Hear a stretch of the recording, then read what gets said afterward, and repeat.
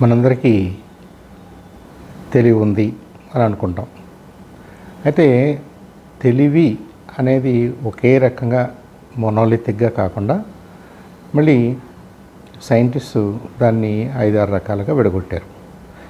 ఎలాంటి తెలివి అంటే మనకున్న తెలివి ఏ డైమెన్షన్లో ఎక్కువగా ఉందో అర్థమైతే మనకి సూటబుల్ పొజిషన్స్ని మనం సెలెక్ట్ చేసుకోవడానికి లేదా మనకి జాబ్ ఇచ్చేవాళ్ళు మనకు అలాంటి జాబ్స్ అసైన్ చేయడానికి అవకాశం ఉంటుందన్నమాట.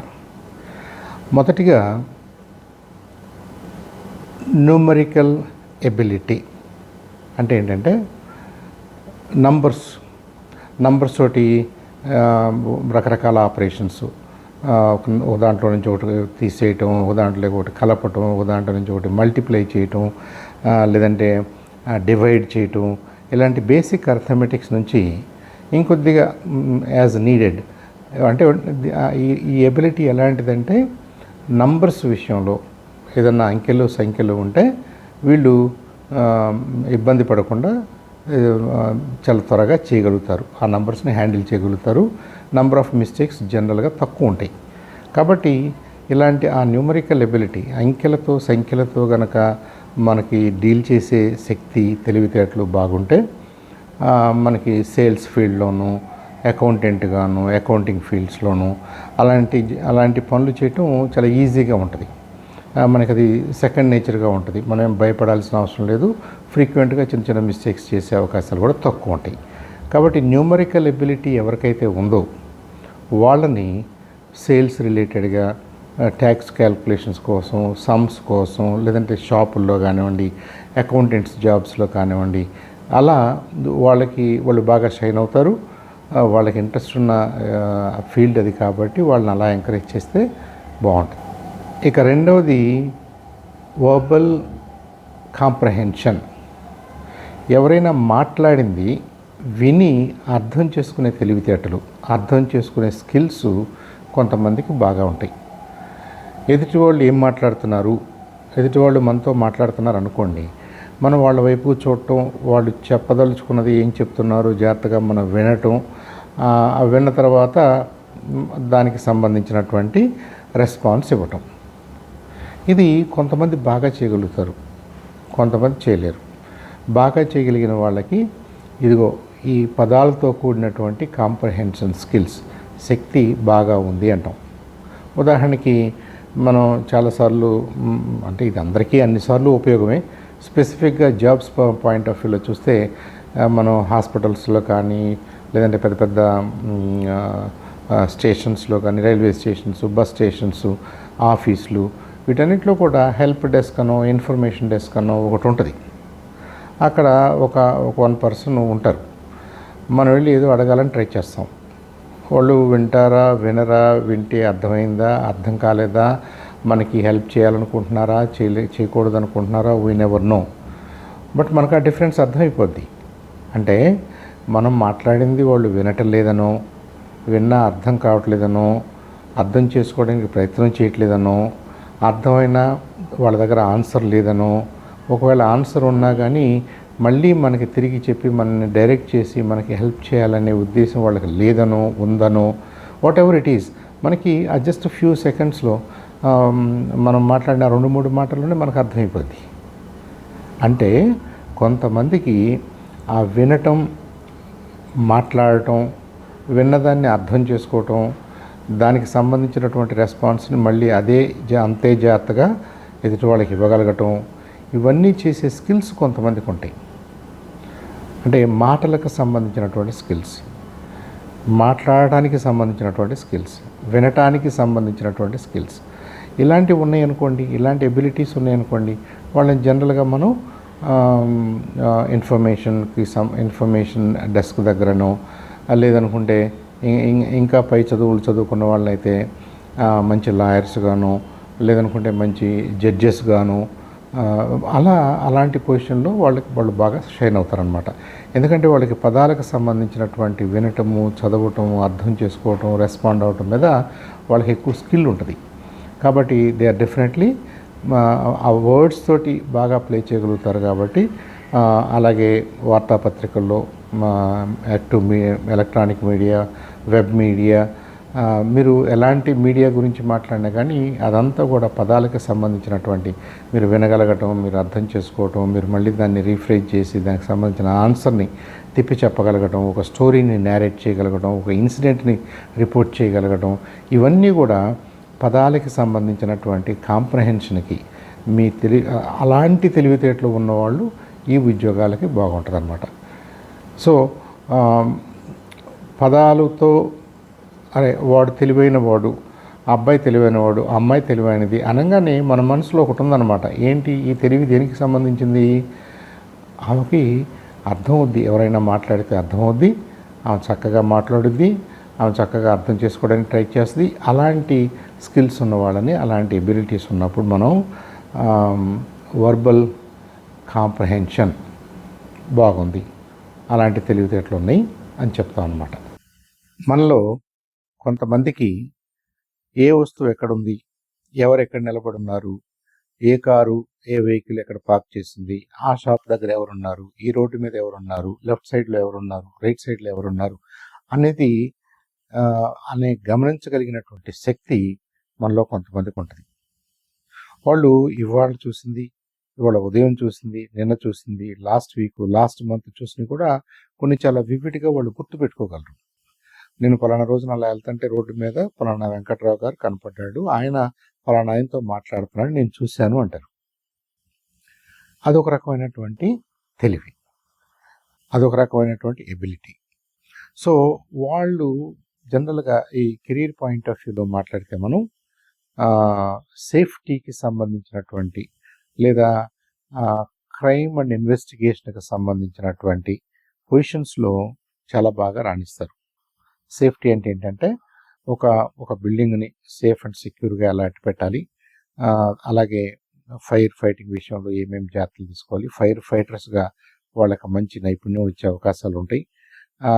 అలాగే ఇన్వెస్టిగేషన్ విషయంలో కూడా ఎస్పెషల్లీ పోలీస్ డిపార్ట్మెంట్ కానివ్వండి, ఇంకా అదర్ ఇన్వెస్టిగేటింగ్ ఏజెన్సీస్, వాళ్ళలో ఉన్న వాళ్ళు ఏంటంటే ఏదన్నా ఒక విషయాన్ని చూస్తే ఎవరితోనన్నా మాట్లాడితే వాళ్ళు they can remember for long, చాలా వివిడ్గా వాళ్ళు గుర్తుపెట్టుకోగలిగినటువంటి స్కిల్స్ వాళ్ళకు ఉంటాయి.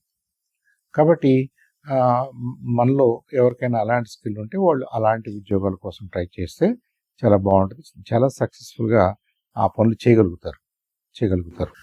ఇంకొంతమందిలో ఇంకొక రకమైన స్కిల్ ఉంటుంది, దాన్ని ఇండక్టివ్ రీజనింగ్ అంటారు. అంటే ఏంటంటే రీజనింగ్లో మళ్ళీ 2 రకాలు. వీళ్ళు చాలా లాజికల్గా ఒక విషయాన్ని అర్థం చేసుకోగలరు. ఒకటి ఇంకా బహుశా జరిగే అవకాశాలు ఉంటాయి, అలాంటి దాని గురించి ఆలోచించి జాగ్రత్తగా ప్లాన్ చేయగలగడాన్ని, జాగ్రత్తగా అర్థం చేసుకోగలగటాన్ని ఇండక్టివ్ రీజనింగ్ అంటారు. అంటే ఏంటి, ఈసారి వర్షాలు బాగా పడలా మన ప్రాంతంలో, వరి పంట అంతగా ఎకరానికి 20-30 కంటే అయ్యేటట్టుగా లేవు, కాబట్టి వరికి మరి డిమాండ్ పెరిగేలాగా ఉంది, మార్కెట్ డిమాండు.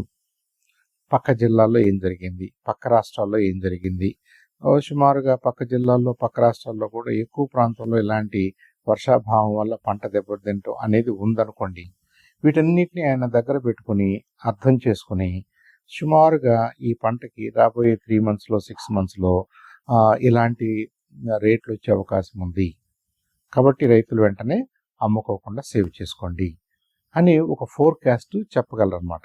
ఇది ఇంకా అలా జరుగుద్దో లేదో మనకు తెలియదు, కానీ ఇప్పుడున్న సమాచారాన్ని దృష్టిలో పెట్టుకొని వర్షాలు సరిగ్గా పడలేదు కాబట్టి, పంట అంత హెల్తీగా లేదు కాబట్టి, రాబోయే రోజుల్లో నెక్స్ట్ 2-3-4 monthsలో పంట మన చేతికి వచ్చే నాటికి పక్క జిల్లాలు పక్క రాష్ట్రాల్లో కూడా ఇలాంటి పరిస్థితులు ఉన్న తరిమిళ మనం ఈ పంటకి ఎక్కువ డిమాండ్ని ఎక్స్పెక్ట్ చేయొచ్చు.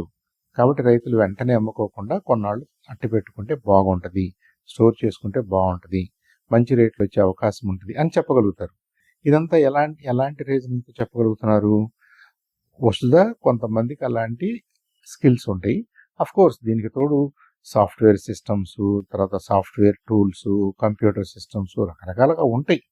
ఇది ప్రాబ్లం సైజ్ పెరిగే కొద్దీ, ప్రాబ్లం కాంప్లెక్సిటీ పెరిగే కొద్దీ మనం ఒక్క మనిషే కూర్చొని చేయడానికి అవకాశం ఉండదు కాబట్టి ఒక టీమ్ ఆఫ్ పీపుల్తో చేయాలి. ఆ టీంలో కూడా మళ్ళీ depending on level of education, depending on the type of computer applications they have access to, వీటన్నిటిని దగ్గర పెట్టుకుని ఇలాంటి ప్రాబ్లమ్స్ని సాల్వ్ చేస్తారనమాట. అంటే వసుధ వీళ్ళకి ఆ స్కిల్స్ ఉండాలి. అంటే ఫోర్కాస్ట్ చేయాలి అనే స్కిల్ ఉండాలి. నేను ఉన్న సమాచారాన్ని తీసుకుని రాబోయే రోజుల్లో ఏం జరగబోతుందో సైంటిఫిక్గా నాకున్నటువంటి ఈ మ్యాథమెటికల్ మోడల్స్ని, నాకున్న సమాచారాన్ని ఉపయోగించుకుని నేను ఒక అసెస్మెంట్కి రావాలి. అలాంటి స్కిల్ కనుక నాకుంటే దాన్ని ఇండక్టివ్ రీజనింగ్ స్కిల్ అంటారు. ఇండక్టివ్ అంటే ఇంకా జరగబోతున్న దాన్ని అర్థం చేసుకోగలగటం. దీనికి కౌంటర్ పార్ట్ ఇంకొకటి ఉంది, ఇంకొక రకమైన తెలివితేటలు ఉన్నాయి. పలానా ఆయన ఆ మాట అన్నాడు, దాని అర్థం ఏంటి, ఏం చేయబోతున్నాడు, ఎందుకు ఆ మాట అన్నాడు, ఇప్పుడు ఎందుకు ఆ మాట అన్నాడు, ఇది సందర్భం కాదు కదా, ఈ సందర్భంలో ఆ మాట ఎందుకు అన్నాడు. ఇలా ఒక ఒక ఒక మనిషి ఒక మాట అన్న తర్వాత, ఒక నాయకుడు ఒక మాట అన్న తర్వాత, ఒక కంపెనీ ఒక అనౌన్స్మెంట్ చేసిన తర్వాత దాన్ని గురించి ఆలోచిస్తూ అది ఎందుకు అలాంటి వార్త ఇప్పుడు ఎందుకు బయటకు చెప్పాల్సి వచ్చింది, అలాంటి మాట ఎందుకు బయటకు చెప్పాల్సి వచ్చింది, దాని అర్థం ఏంటి, దాని ఇంప్లికేషన్ ఏంటి, ఏమి జరగబోతుంది, ఏం జరిగితే ఎలాంటి లాభ నష్టాలు ఉంటాయి. ఇలా కొంతమంది ఏంటంటే జరిగిన ఒక విషయం మీద పలు డైమెన్షన్స్లో దాన్ని అర్థం చేసుకోవటానికి ట్రై చేస్తూ ఆర్గ్యుమెంట్ బిల్డ్ చేస్తూ ఇలా అయితే ఇలా, అలా అయితే అలా అని ఒక డిఫరెంట్ పాత్స్ని క్రియేట్ చేయగలరు. వాళ్ళు జనరల్గా వ్యూహకర్తలు, most of the politicians are definitely ఆ కోవకు చెందిన వాళ్ళే. వాళ్ళకి ఇప్పుడు ఏం జరుగుతుందో తెలుసు, ఇప్పుడు జరిగిన దాంతో next month, next year, next elections నాటికి ఏం జరగాలో కూడా కొంత అసెస్ చేసుకోగలుగుతారు. కాబట్టి అలా మనం ఇప్పుడు జరిగిన దాన్ని అనలైజ్ చేసుకుని, ఇప్పుడు ఏం జరిగిందో మనం అర్థం చేసుకుని, మనం ఫ్యూచర్లో ఏం చేయాలో ప్లాన్ చేసుకుని, వ్యూహాత్మకంగా ప్లాన్ చేసుకోవడానికి కావాల్సినటువంటి తెలివితేటలు మన దగ్గర ఉన్నాయనుకోండి, వాటిని డిడక్టివ్ రీజనింగ్ అంటారు. కొద్దిగా ఇంతకుముందు మనం చెప్పుకున్నటువంటి ఇండక్టివ్ రీజనింగ్కి ఈ డిడక్టివ్ రీజనింగ్కి చిన్న వ్యత్యాసం ఏంటంటే, ఇండక్టివ్ రీజనింగ్లో మనం ఊహించుకుంటున్నది ఇంకా జరగలేదు, జరిగితే ఏమవుతుంది అనే దాని మీద మనం మాట్లాడుకుంటున్నాం. ఇక్కడ ఒకటి జరిగింది, ఈ జరిగిన దాని ఫలితంగా ఇంకేం జరగబోతుంది అనే దాన్ని అసెస్ చేస్తున్నాం డిడక్టివ్ రీజనింగ్లో. ఈ రెండు కూడా కొద్దిగా స్లైట్లీ డిఫరెంట్ రీజనింగ్ స్కిల్స్ అన్నమాట. మనలో కొంతమందికి స్పేషియల్ విజువలైజేషన్ స్కిల్స్ ఉంటాయి. అంటే ఏంటంటే, ఇప్పుడు ఇదిగో ఈ రూమ్ ఉంది, ఈ రూమ్లో టీవీ అక్కడ పెట్టారు కదా, అక్కడ కాదండి కొద్దిగా ఇటు జరిపితే బాగుంటుంది, లేదు ఆ వస్తువు అటు పెడితే బాగుంటుంది, లేదు రేపు మనం కొనబోతున్న టేబుల్ని ఇక్కడ పెడితే బాగుంటుంది, రేపు మీరు తీసుకురావాలనుకుంటున్న సోఫాని అక్కడ పెడితే బాగుంటుంది. చూడండి, కొంతమంది చక్కగా ఆ రూమ్లో ఉన్న వస్తువుల్ని ప్లాన్ చేయగలుగుతారు, ఆ రూమ్లోకి రాబోతున్న వస్తువుల గురించి ఊహించుకుని చెప్పగలుగుతారు. జనరల్గా ఈ కన్స్ట్రక్షన్ ఇండస్ట్రీలో రియల్ ఎస్టేటు, మనకి హౌసెస్ కానీ ఆఫీసెస్ కానీ ఈ కన్స్ట్రక్షన్ జరిగే ఆ ఫీల్డ్లో ఎక్కువ మందికి ఇలాంటి విజువలైజేషన్ స్కిల్స్ ఉంటాయి. ఎస్పెషల్లీ ఆర్కిటెక్ట్లుగా పనిచేసే వాళ్ళకి, ఇంటీరియర్ డిజైన్లో పనిచేసే వాళ్ళకి, అలా చేయాలనుకుంటున్న వాళ్ళకి, ఇలాంటి స్కిల్ ఉన్నవాళ్ళు ఆ పనులు చాలా ఎఫిషియెంట్గా, ఈజీగా, చక్కగా చేయగలుగుతారు, చాలా సమర్థవంతంగా చేయగలుగుతారు. అంటే వాళ్ళు ఊహించుకోగలరు అనమాట. ఇక్కడ మనం ఇలా బిల్డింగ్ కడితే, ఇలా ఇన్ని ఫ్లోర్లు వేస్తే అది ఎలా ఉంటే, దానికి ఇటు పక్కన మనం గ్లాస్ విండోస్ పెడితే, అటు పక్కన ఇంకోటి పెడితే, ఇటు పక్కన ఇంకోటి పెడితే ఇది ఎలా కనపడబోతుంది అన్నది మనం అందరం కొంత విజువలైజ్ చేసుకోగలుగుతాం. ఈ స్కిల్స్ ఎక్కువగా ఉన్నవాళ్ళు ఇంకొద్దిగా బాగా విజువలైజ్ చేసుకోగలుగుతారు, మనల్ని కన్విన్స్ చేయగలుగుతారు. అఫ్కోర్స్ వీటన్నిటికీ మళ్ళీ సాఫ్ట్వేర్ టూల్స్ ఉన్నాయి. ఇప్పుడు గతంలో లాగా నేను అలా ఊహించుకున్నాను, నేను చెప్తున్నాను కదా మీరు చేయండి అని కూడా అనవసరం లేదు. So in many cases we also have proof of concept. నేను ఇలా అనుకుంటున్నాను, ఇలా కనపడుద్ది, మోర్ ఆర్ లెస్ ఇలాంటి ప్రోడక్ట్, ఇలాంటి బిల్డింగ్, ఇలాంటి రూము, ఇలాంటి ఫర్నిచర్ని మనం ఇక్కడ పెట్టబోతున్నాం అని అవన్నీ కూడా విజువలైజ్ చేసి చూపించగలుగుతున్నాను.